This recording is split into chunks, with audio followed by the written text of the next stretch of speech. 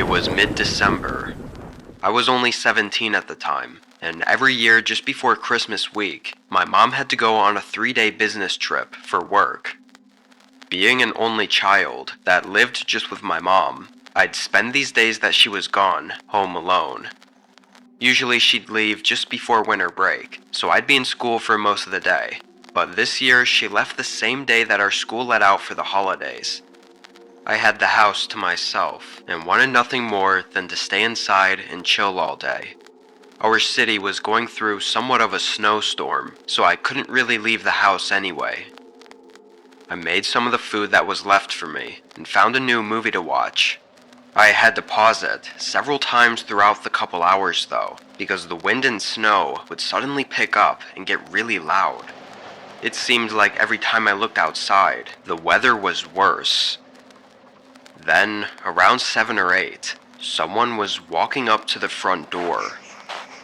I could hear their footsteps kicking against the snow, and they coughed several times as they slowly made their way up to the porch. I didn't have a clue who it could be.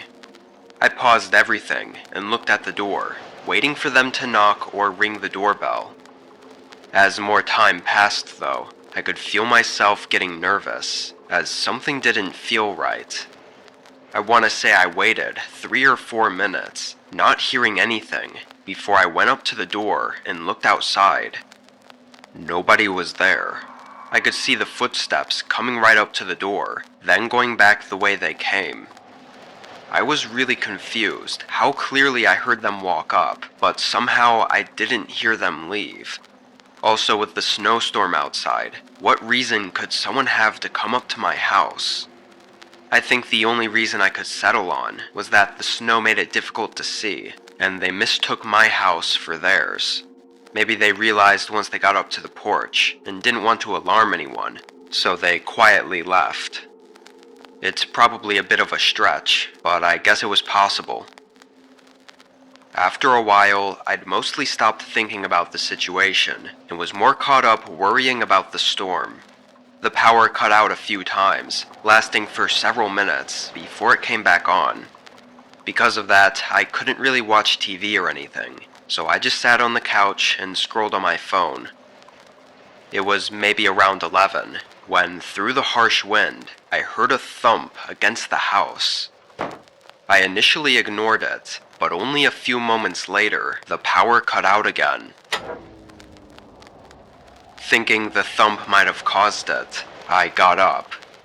It sounded like it was from the side, near the kitchen, so I turned my phone light on, then walked over and looked around. I thought it was probably just a coincidence that the power shut off right after I heard the thump, but I just wanted to be sure nothing happened. I didn't see anything, and I started to walk away. "Hey!"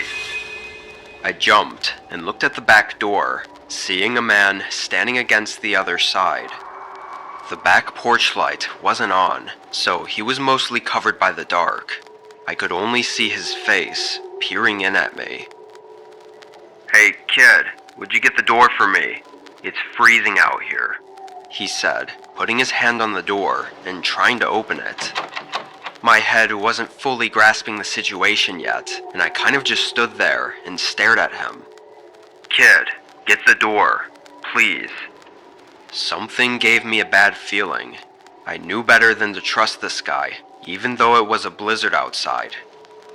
The man started coughing, and I started to back up, and the man's face instantly fell into a disturbing frown. "Open the fucking door," he yelled, banging his fist against it several times. I ran back to the couch and got my phone. I then stood in the hallway and watched the man as I dialed 911. My phone was struggling to hold service and kept dropping the call, but after a few tries, I was able to get through long enough to ask for help. The man at the door continued to yell at me and hit the door, but eventually ran off. I'm assuming the snowstorm caused some trouble for the police, as they didn't make it until nearly 30 minutes after.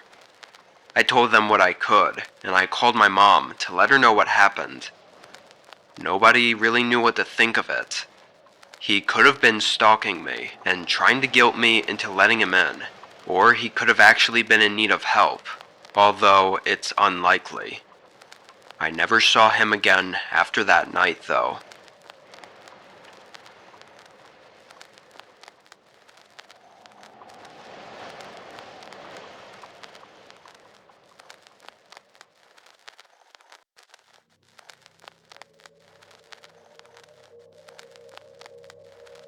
I had visited my family for the holidays and was driving back home. The trip in total was about 10 hours, which I split into 2 drives on the way up. But on the way back, I decided to power through it in one long drive. Around the halfway point, snow started coming down. It wasn't too much, so I wasn't worried about it. However, it got worse as I kept driving. Once I was 3 hours away from home, it was pouring down pretty heavily, and with the sun going down as well, it definitely was not ideal. There were almost no other cars out though, which is the only reason I decided to keep driving. The snow made it harder, but I was still on track to be home by the end of the night. It was just after the sun had fully set, and about 30 minutes out from the nearest town I just passed through, that I noticed a car on the road ahead of me. Their headlights were the only light on the road, in the middle of the blanket of snow covering everything else. And as I got closer, it was clear that they were stuck, or at least not moving. Their car was sideways on the road, with their hazard lights flickering, and a man was standing out in the cold next to it. Obviously, with the snow and cold, I really didn't want to stop, but it seemed I didn't have a choice. His car was blocking most of the road off that was paved. I parked just behind him. The man immediately started waving at me and walked up to my window. My car slid and got stuck there. Can you help me push it out? He spoke slowly, like his English wasn't the best, but hoping I could get back on the road as soon as possible, I agreed to help him. The car didn't really look like it was in too much snow, so maybe just a little push might actually be enough. I threw my hat and gloves on, then got out. The wind hitting my face and snow instantly soaking me made me wonder why the guy even got out of his car and didn't just call for help. My face and hands were already getting numb, so I hurried to the back of his car and waited for him to get his gloves. It was too dark to see anything through the windows, and after a little bit of standing back there waiting, I looked around to see what was taking him so long.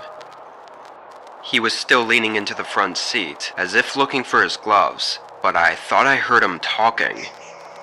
A second later, he came back out and looked at me. Were you talking to me?" I asked. He looked concerned, but said he was just talking to himself. He smiled, then walked around to the back to help me push. I couldn't help but feel like something had changed though. His whole demeanor and the situation just felt different. Although I didn't hear what he said, it didn't really sound like he was talking to himself. But if someone else was in the car, then why was he out here alone and asking for my help? All these thoughts came rushing through my head, and I guess for a few seconds I was kind of spaced out. So much so that I didn't notice the man staring at me. His smile had dropped, and he had an eerie look in his eyes, like they were hollow and lifeless, completely opposite of what he looked like before. I didn't even hesitate, beginning to hurry back to my car. Just then, several doors from the car I was just behind opened, and 3 more men got out, rushing toward me. I sprinted into my driver's seat, and thank goodness I left my car on, because I put it straight in drive and rolled past them, almost hitting one on the way out. I was terrified of possibly getting stuck in the snowbank, as the path around their car was very thin, but thankfully I made it around and was able to get away. I put in a report with the police at the closest town, but there were never any updates as far as I know. I'm assuming the men weren't really stuck, and probably left right after I did. I don't know what those men were up to. Of course, I have my guesses, But if I had stayed and didn't leave right when I did, who knows where I'd be.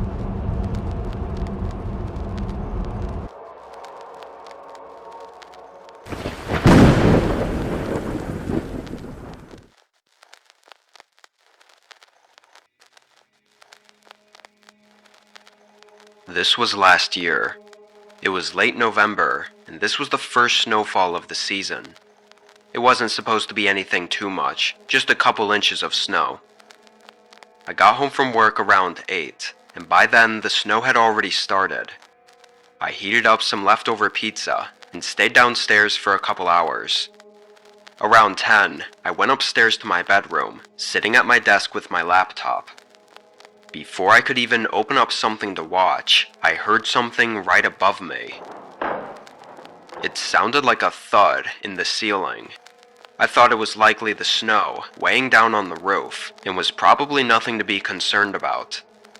I'd be lying if I said I wasn't concerned at all, though. This was my first winter at this house, and it wasn't in the best shape, so part of me was a little worried about any possible leaks, or other problems that could happen with the snow. I tried to not think about it too much, and continued looking for something to watch, but then it happened again. A thud resonating through the ceiling. I looked up, and the thuds continued, sounding almost in a straight line across the ceiling. I was genuinely worried now. I got up and grabbed my winter jacket, then hurried out the front door and looked up at the roof. Unexpectedly, the side of the roof that my bedroom was under, there was no snow on it. It had all slid off and fell into a pile in front of the house. I looked at the other side of the roof, and the snow was still there.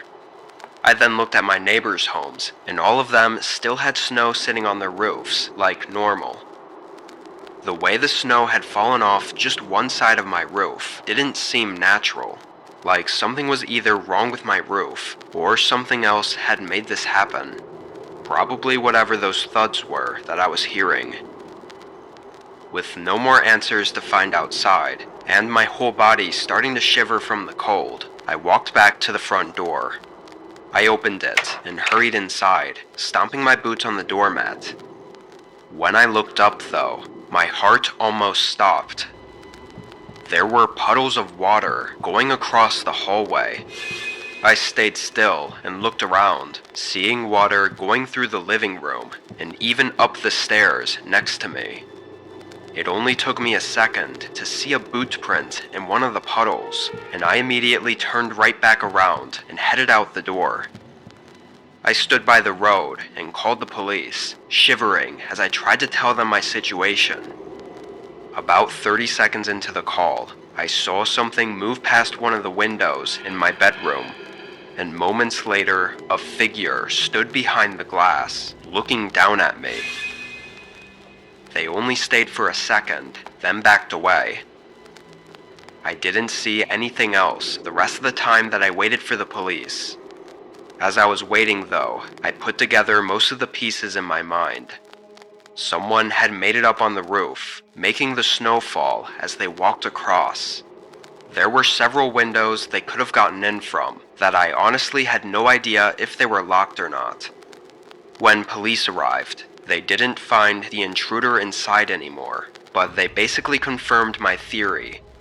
There were multiple trees going over top my house that anyone could easily climb, and with the windows being accessible, it made for an easy target.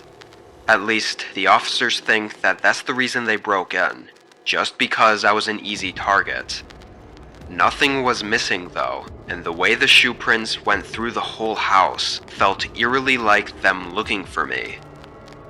What's crazy is that I must have gone outside to check on the roof at the exact time they got in through the window. If I was any later, I would have been face to face with them, or if I'd gone back inside sooner, they might have not left tracks through the house yet for me to immediately notice. It's been nearly an entire year since this, and so far nothing else has happened. Maybe it was just a one-time attempt, but I don't think I'll ever feel safe with all the uncertainties of what happened that night.